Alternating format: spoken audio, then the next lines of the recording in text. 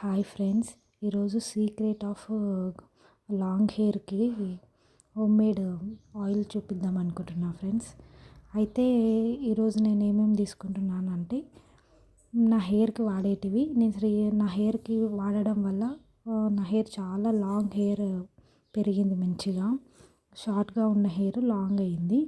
నేను ఏమేమి తీసుకుంటానంటే ఒక కొబ్బరి నూనె, పచ్చి కొబ్బరి నూనె అయినా సరే, లేదా మనకు ఎండు కొబ్బరిది పట్టిస్తారు చూడండి, ఆయిల్ అయినా సరే అది తీసుకోవచ్చు, లేదా పారాషూట్ ఆయిల్ అయినా సరే తీసుకోవచ్చు. తర్వాత 4 or 5 ఏమంటాం మందారం ఆకులు, తర్వాత 4 or 5 ఫ్లవర్స్ మందారంవి, ఆ తర్వాత 4 తమలపాకులు, తర్వాత ఒక బాయిల్ ఆఫ్ గోరింటాకు, ఆ తర్వాత ఫ్లాక్స్ సీడ్స్ ఒక స్పూన్, తర్వాత ఒక స్పూన్ ఆఫ్ మెంతులు తీసుకోవాలి. అవి తీసుకున్న తర్వాత ఒక మందంపాటి గిన్నెలో కొబ్బరి నూనెను తీసుకోవాలి.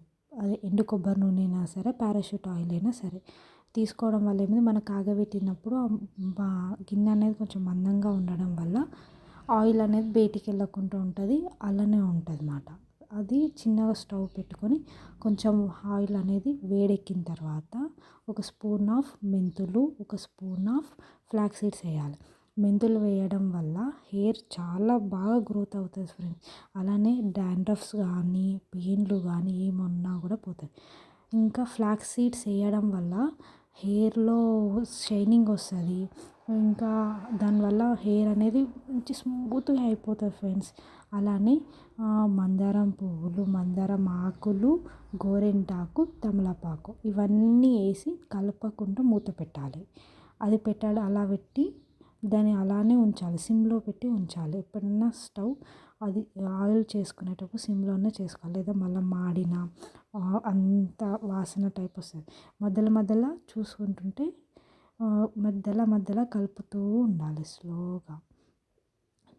ఆయిల్లోకి ఆ ఫ్లేవర్స్ అన్నీ బాగా మరిగిన తర్వాత అందులో పీల్చుకోవాలి.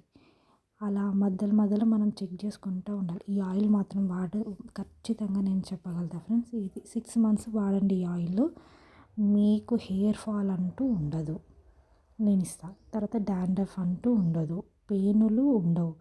నార్మల్గా సమస్య వచ్చేసి హెయిర్కి అయితే డాండ్రఫ్, పెయిన్లు, హెయిర్ లాస్, హెయిర్ ఫాల్ ఇవే ఉంటాయి నాకు తెలిసి. లాంగ్ హెయిర్ అంటూ అయితే చాలామంది తక్కువగా ఉంటుంది నాకు తెలిసి.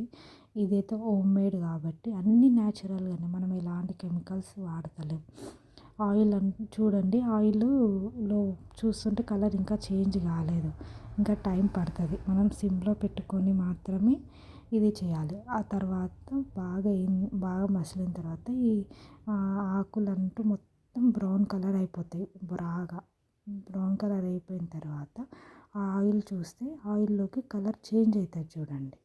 ఈ ఆకులకు ఉన్న రసాలన్నీ, పదార్థాలన్నీ ఆయిల్లోకి పోతాయి.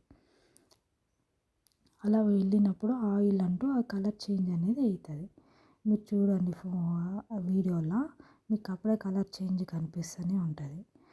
ఈ కలర్ వచ్చేంత వరకు మనం సిమ్లో పెట్టుకొని పెట్టుకోవాలి. కొంచెం ఓపికతో చేసుకుంటే మీ హెయిర్ గ్రోత్ ఎంత బాగుంటుంది అంటే అంత బాగుంటుంది ఫ్రెండ్స్.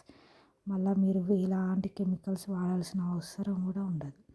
హోమ్మేడ్ ఆయిల్ అంటే హోమ్మేడ్ ఆయిలే. నాకు తెలిసినంత వరకు కెమికల్స్ వాడడం వల్ల అయితే హెయిర్ అయితే ఖచ్చితంగా లాస్ అయి ఉంటుంది.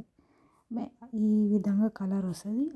దాన్ని స్టోర్ చేసుకొని వీక్లీ 2 పెట్టుకొని హెడ్ బాత్ చేసే ముందు పెట్టుకొని మసాజ్ చేసుకున్న హెయిర్ గ్రోత్ అనేది బాగుంటుంది. Thank you friends.